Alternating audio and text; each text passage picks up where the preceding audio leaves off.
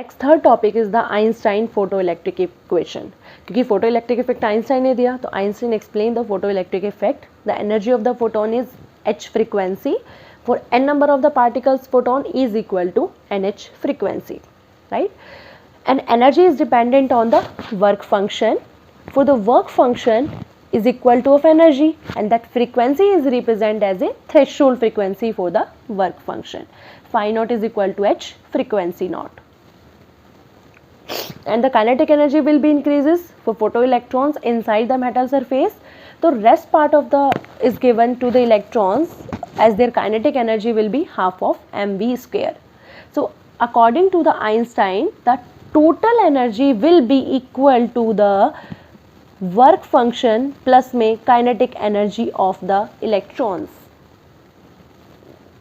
So kinetic energy is half of mv square, work function is h frequency naught, and energy it will be equal to of h frequency.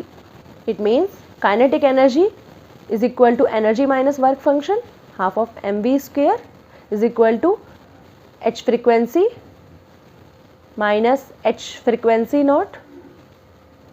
H is common, frequency minus frequency naught, but in terms of wavelength, frequency is inversely proportional to the lambda.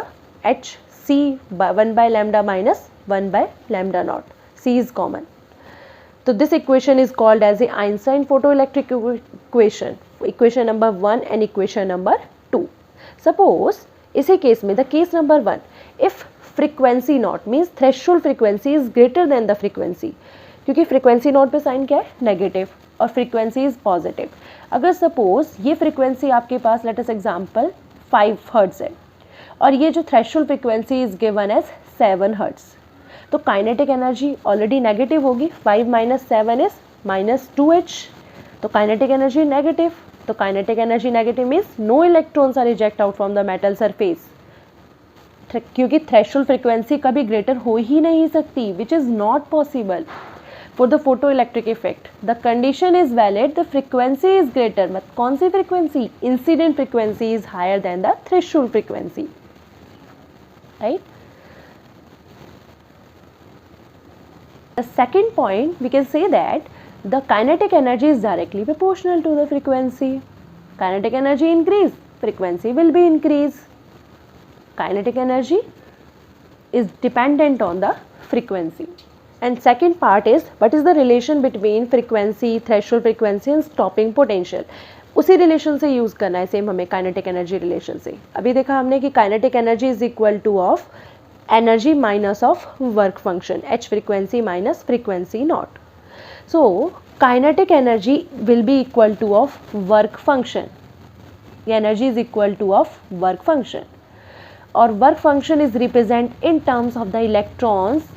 W is equal to QV and Q is the total charge, but in terms of electron that is EV. और कौन सा potential use हुआ है, that is stopping potential. तो energy is equal to of EV naught. कौन सी energy है ये, kinetic energy. Maximum kinetic energy of electron is equal to of EV naught, that is second relation in term of stopping potential. तो equation number 1 and 2 compare both of these equation. EV naught is equal to H frequency minus frequency naught. In terms of wavelength, EV naught is equal to hc 1 by lambda minus 1 by lambda naught. Same as it is. इसी equations को अगर आप simple straight line equations में या graph में convert करोगे, अब what is the variation between frequency and stopping potential. Now you can compare this equation with straight line equation. ये equation EV naught is equal to h frequency minus work function. तो stopping potential values h by e frequency plus minus phi naught by e. Straight line equation is y is equal to mx plus c. तो stopping potential is represent as y, h by e is represent as m, and m is represent as the slope, and slope will be equal to of tan theta. Frequency is represent as x function, and this minus pi naught by e is represent as a c, and c is represent as the intercept. तो graph क्या होगा इसमें straight line equations के लिए, stopping potential and frequency, क्योंकि graph y और x में बनेगा. y x means stopping potential and frequency.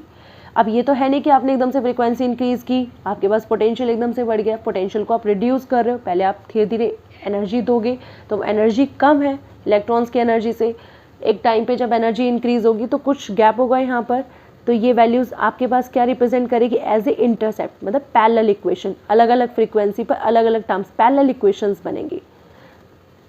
ये पैरेलल लाइन को जब आप पीछे बैक साइड में ज्वाइन करोगे, that is the intercept form, minus यहाँ इस पॉइंट से लेके ए पॉइंट तक, that is intercept. O point to this term is that is represent as intercept for the second value.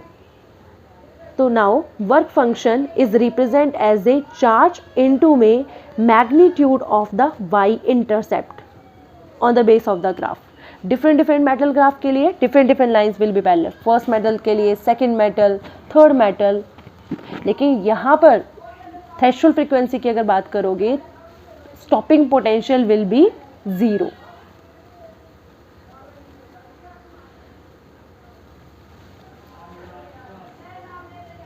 And the fourth topic is de Broglie hypothesis. What is de Broglie hypothesis? de Broglie एक scientist है जिन्होंने particles के base पे एक equation दी थी, that is momentum, जो starting में हमने की थी ना, P is equal to h by lambda और P is equal to E by C, the photon term. तो डी ब्रॉगली वेवलेंथ यह है कि every moving particle associated with the wave is called as de Broglie wave and the wavelength is called as a de Broglie wavelength. Means lambda is h by p, h is Planck's constant, p is the momentum, कौन सा momentum, linear momentum. तो what is the proof of the D Broglie wavelength? First is, क्योंकि photon particles आप यहाँ पे use कर रहे हो, तो photon particles energy will B h frequency, right. Photon, according to the Einstein equation, energy will be equal to of mc square. Now compare both of these equation. mc square is equal to h frequency, तो m is equal to h frequency by c square. Mass calculate हुआ यहाँ से। Mass calculate करने के बाद then आपको क्या चाहिए, lambda is h by p।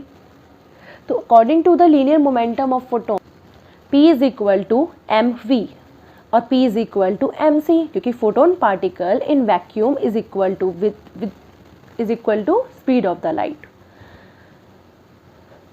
और in terms of frequency speed of light is equal to frequency into wavelength.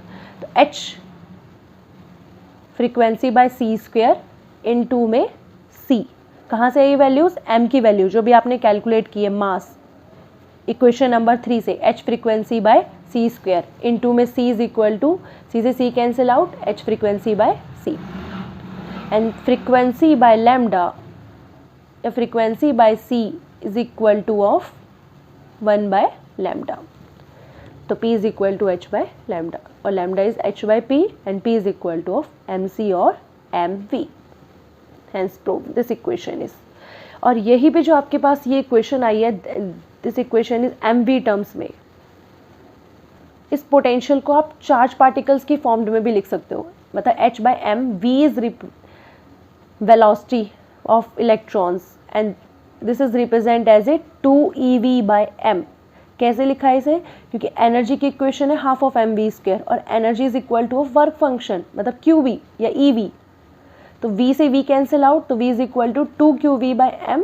ये वैल्यू जब डायरेक्टली आप सब्सटीट्यूट करोगे तो दैट इज बाई m, तो m by root m is m, तो h upon में root 2m qv या h upon में 2m ev, क्योंकि q is represent as electrons charge, कौन से चार्ज, इलेक्ट्रॉन्स का चार्ज। तो lambda is equal to h by p, lambda is h by mv और h by under the root 2m qv।